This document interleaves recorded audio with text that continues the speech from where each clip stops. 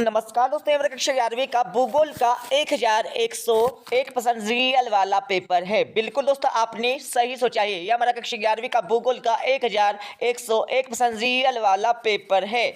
इस पेपर का पूर्णांक होने वाला 70 अंकों का समय होना 3 घंटे का। तो यहाँ पर देख लीजिएगा, इस पेपर का हमारा पहला क्वेश्चन दिया, सही विकल्प चुनकर लिखिए। ये आपकी परीक्षा में 6 नंबर के सही विकल्प पूछे जाने वाला है, जिसका हमारा पहला दिया है जोवियन ग्रह है, इसको तो लगा लीजिएगा। इसमें आपको लिखना होगा, पता वाला अरुण। दूसरा आपका दिया है सौर मंडल में सर्वाधिक उपग्रह वाला ग्रह कौन सा है, तो इसमें आपको लिखना होगा यहाँ पर आ वाला शनि। उसके बाद आपका तीसरा दिया है सभी प्राकृतिक भूकंप आते हैं, तो तीसरे में आपको राइट आंसर यहाँ पर लगाना होगा, लगा लीजिएगा आ वाला। उसके बाद आपका चौथा दिया है महाद्वीप अलग कैसे हुए, इसमें आपको राइट आंसर यहाँ पर लगाना होगा बा वाला। उसके बाद आपका पांचवा दिया है निम्न में से अवश्य का प्रकार नहीं है, तो पांचवे का आंसर लगा लीजिएगा, पांचवा आपको लिखना होगा दा वाला। उसके बाद आप छठा देख लीजिएगा, उत्तर भारत में ग्रीष्मकाल में तेज हवा चलने वाली का नाम आपको बताना होगा, इसको तो लगा लीजिएगा। इसमें आपको लिखना होगा पर्दा वाला लू।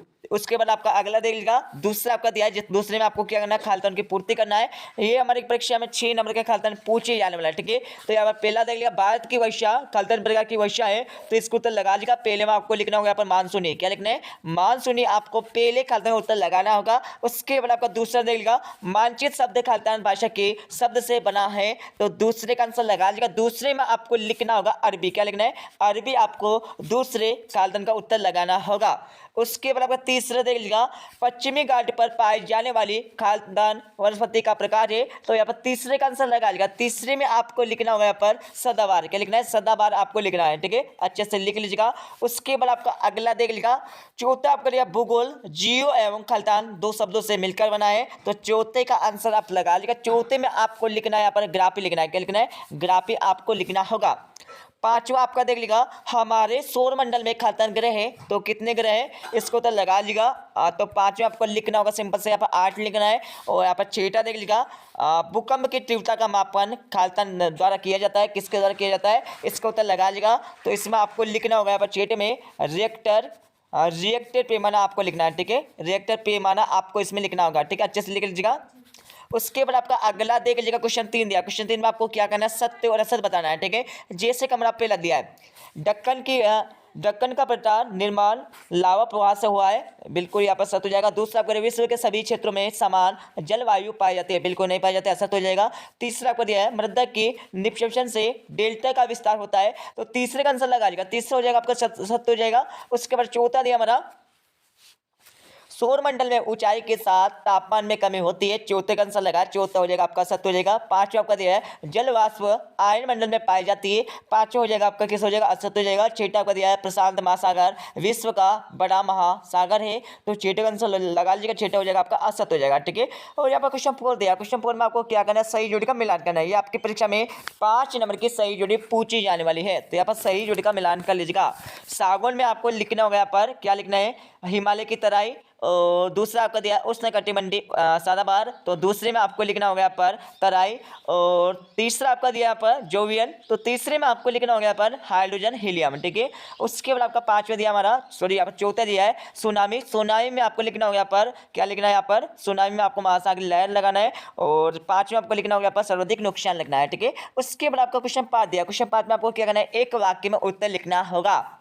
ये आपकी परीक्षा में 5 नंबर के पूछे जाने वाले, जिसका हमारा पहला दिया है पृथ्वी की आंतरिक संरचना को कितने परतों में बांटा गया है, इसको तो लगा लीजिएगा। तो पहले में आपको सिंपल सा लिखना होगा, यहाँ पर 3 लिखना है। दूसरा आपका दिया है जीपीएच का पूरा नाम आपको लिखना होगा, क्या करना है जीपीएच का आपको पूरा नाम लिखना है, ठीक है। तो इसका आंसर सुन लीजिएगा ग्लोबल पोजिशनिंग सिस्टम आपको लिखना है, ठीक है, अच्छे से लिख लीजिएगा। उसके बाद तीसरा दिया हमारा पार्थिव ग्रह की संख्या आपको बताना होगा, इसका आंसर लगा लीजिएगा, इसमें आपको लिखना होगा 4। और चौथा आपका दिया दक्षिण भारत के किस राज्य में शीत ऋतु में वर्षा होती है,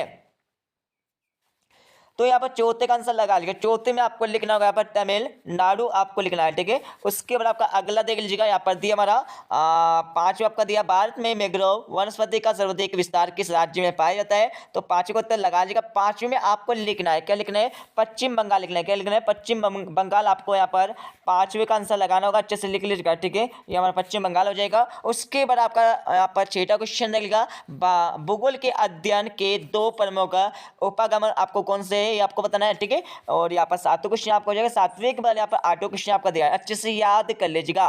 9वां क्वेश्चन आपका दिया, 9वें के बाद यहाँ पर हमारा 10वां क्वेश्चन हो जाएगा, 10वें के बाद यहाँ पर 11वां, 12वां, 13वां, 14वां क्वेश्चन दिया है, ठीक है। अच्छे से याद कर लीजिएगा। 15वां क्वेश्चन आपका दिया, 15 के बाद यहाँ पर 16वां, 16वें के बाद यहाँ पर 17वां क्वेश्चन दिया, 17वें के बाद यहाँ पर हमारा 18वां, 19वां, 20वां क्वेश्चन में आपको क्या करना है यहाँ पर समझ लीजिएगा। दोस्तों आपको परीक्षा में एक भारत का मानचित्र दिया जाने वाला है, ठीक है, जिसमें आपको कर्क रेखा, खंबार की खाड़ी, कच्छ की खाड़ी और पाक, जल मरुस्थु, लक्षद्वीप, इन सभी को आपको भारत के मानचित्र में दर्शाना होगा, ठीक है, जिससे 4 नंबर यहाँ से कंप्लीट हो जाएंगे। तो इस प्रकार से यहाँ पर हमारा कक्षा 11वीं का भूगोल का अर्धवार्षिक परीक्षा का पेपर कंप्लीट हो जाएगा। इस पेपर को पूरा अच्छे से याद कर लीजिएगा, ठीक है दोस्तों। मिलते हैं अगले वीडियो में। जब जय हिंद, वंदे मातरम।